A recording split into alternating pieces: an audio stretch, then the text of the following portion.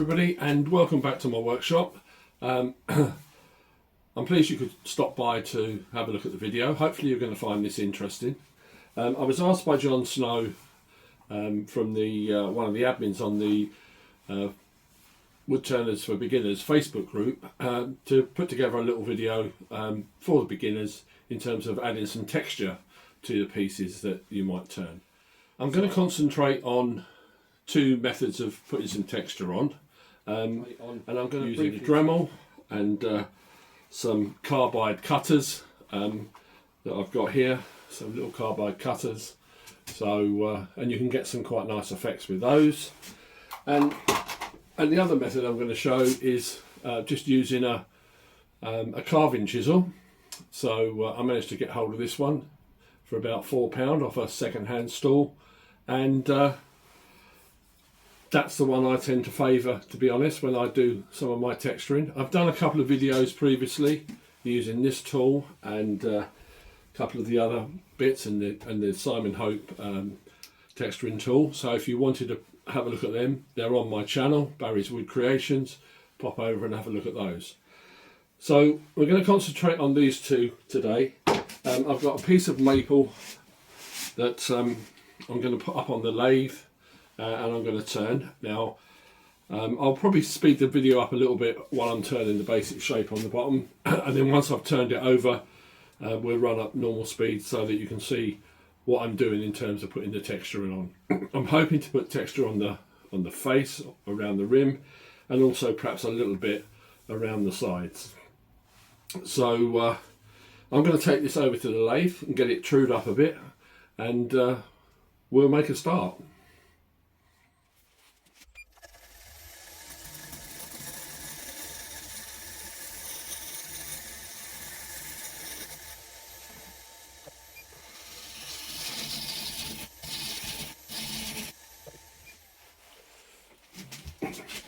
Okay, so what I've been trying to do recently is put tenons onto the bottom of all my bowls, but because this is a sort of demonstration practice piece, I'm actually going to put a recess in this one, just so that I can take it off and remount it and face it off again at a bit later date if I need to.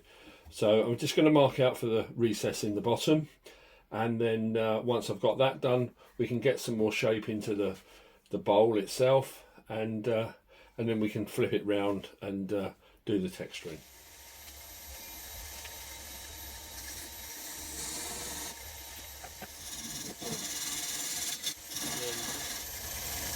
Just as a bit of decoration in the bottom, just so it looks a little bit more as though it's been thought about, I'll just put some rings in the bottom, and that just gives that a little bit of a better finish in terms of when people turn the bowl upside down, they can see that you've actually taken a bit of care to do something in there. Continue now to just shape the bowl round and get a nice shape on it before we sort of put some finish on the underside, sand it and put some finish on before we turn over to do the texturing. So I'm going to get on and do the shaping. I'm going to speed the video up a little bit here, just so that we're not wasting too much time, and then we'll come back when I've got it ready to turn over.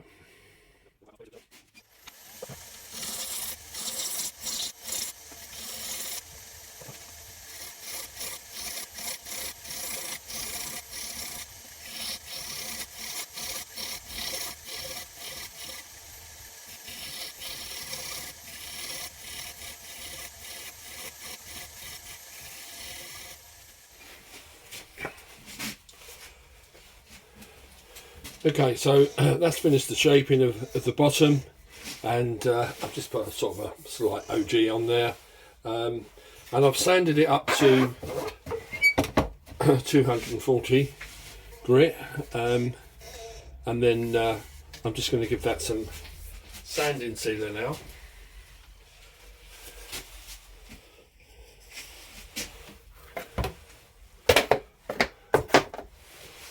Always remember to cover your lathe so that you don't get any spillage onto your bedways, and then give this a nice coat of sanding sealer, just to seal that grain up. And I will probably give this 2 coats, to be honest. I think if you've got 2 coats of sanding sealer on, I think you tend to get a better finish if you're putting wax on or whatever your finish is going to be. I think 2 good coats of sanding sealer is the best way forward, really. I'll just denib that.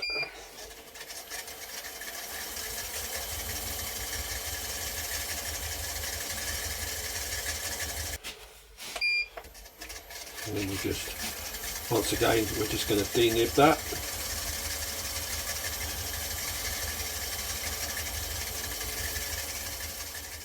Okay, so the next stage is to give it a good coat of Yorkshire grit to just get that down to 1000 grit, and apply that fairly liberally around the piece. I'm not touching this edge at the moment because I'm not quite sure what I'm going to do with that once I've got the other side.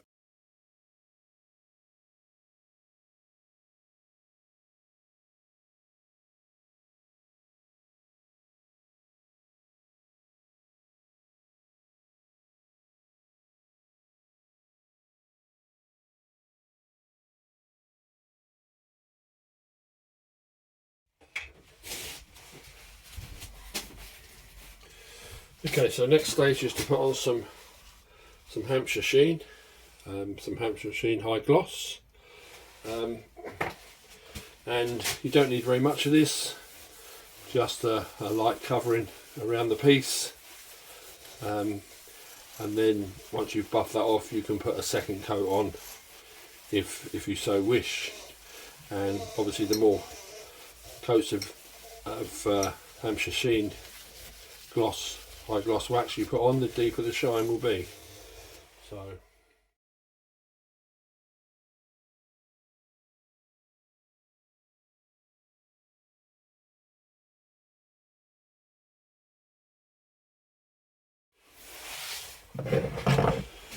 okay, so I'm just going to face this off now, get a reasonably flat surface on there.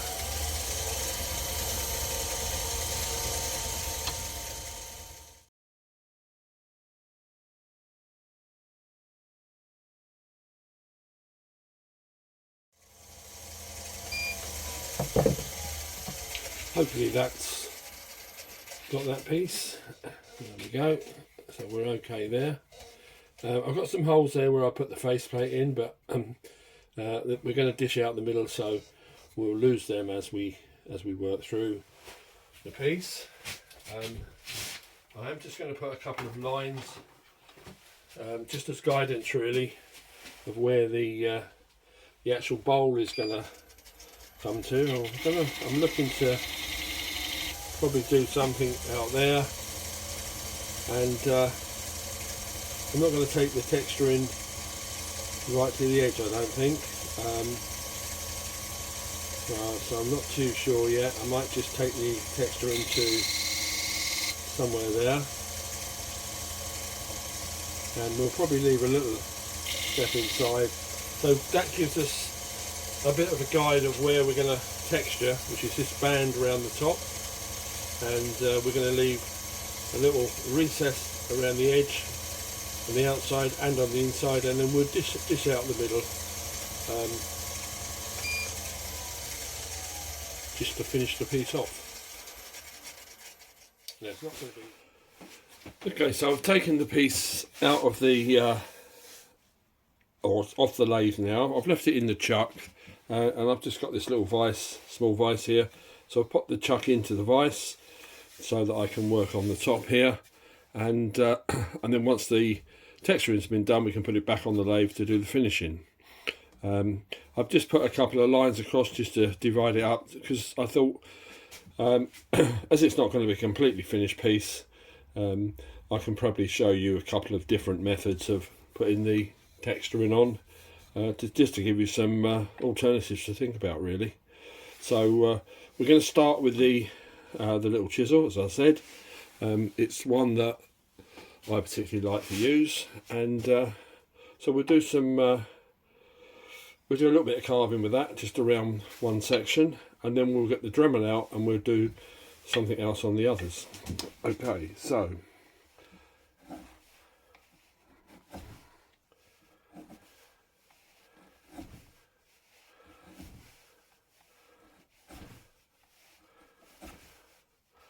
and they can be quite random, they don't need to be uniform in any way.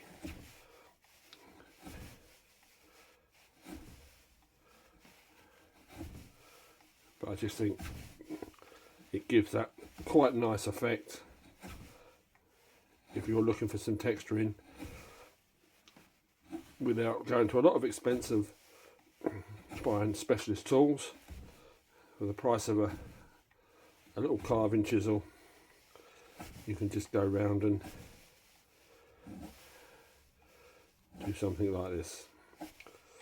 Okay, so I'm gonna carry on round here. I think hopefully you can see what I'm doing there. And I am still going to put this little recess around the bottom here, so I'm not worried too much about that going past that point. But I'm trying to keep it fairly uniform on the inside, because the chisel's pushing away this way. There's not less chance of me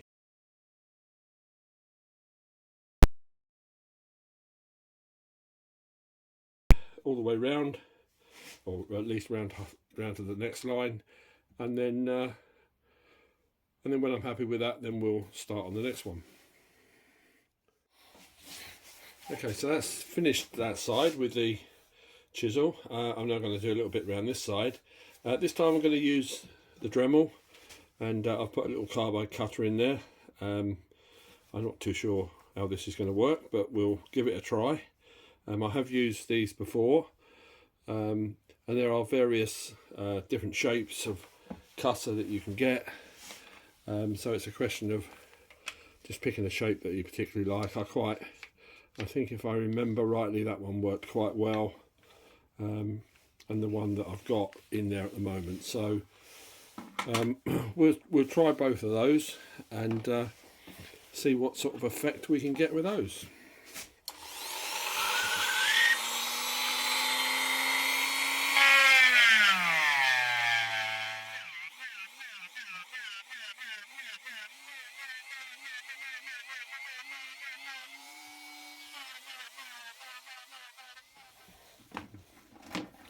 So there we go, slightly different shape, very random with that little cutter. Not sure that I like that one particularly. I've got a little bit too much tear out around this side, but let's change the cutter over and we'll see what the other one, what we can produce with the other one. Okay, so the thing is with these little cutters, it's, you know, you can do some practice pieces before you start on your main piece. I would suggest you do that, and just get a feeling, an idea of what each cutter will do. So I've just got a slightly dome cutter on this one.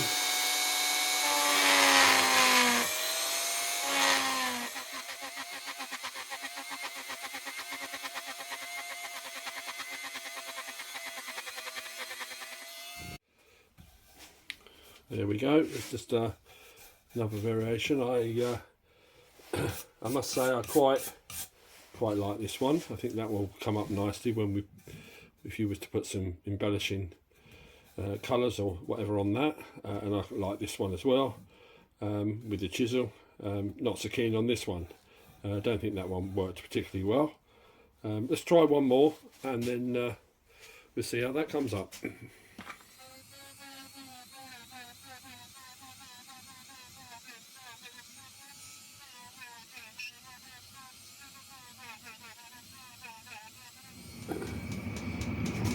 Well, that's all the texturing done. I'm quite pleased with a couple of them.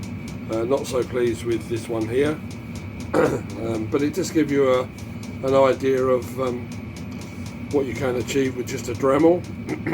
I'm going to pop this back on the lathe now, just give that a little sand off, and I'm going to put some black ebonising lacquer over the top and then sand it back, and then just put some colour on the piece, on the face, just to finish it off. So okay, so I've just sanded that off, and I'm now going to just give that a quick coat of ebonising lacquer.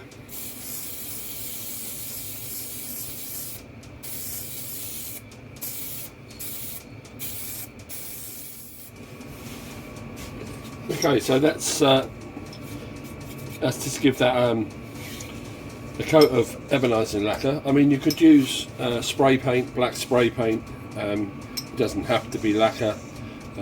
Just what I had to hand, so that's what I've used. And now what I'm going to do now is I'm just going to sand this back now, and take off the high surface, but leave the texturing in there, and then we'll put some colouring on, just to bring out the texturing a little bit, and so you can see what effects we've managed to achieve.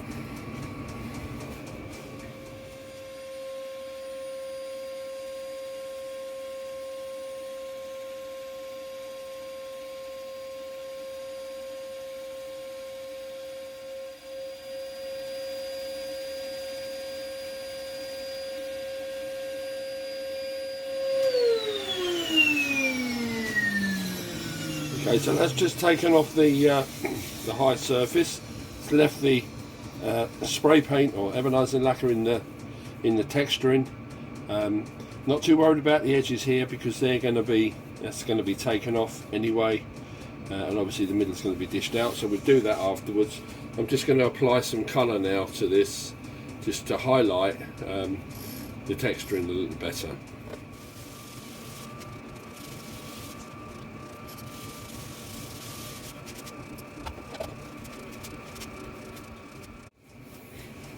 Okay, so I've got the colour on there now, and I'm just going to start to turn this away at this edge, just to give that a little bit of relief around there, and then we'll do the same on the inside, and then we'll dish out the middle, and that really will be as far as I'm going to go. I will put just a coat of lacquer on it, but it's, as I said at the beginning, it's just a practice piece, and just to give you some ideas of what you can do.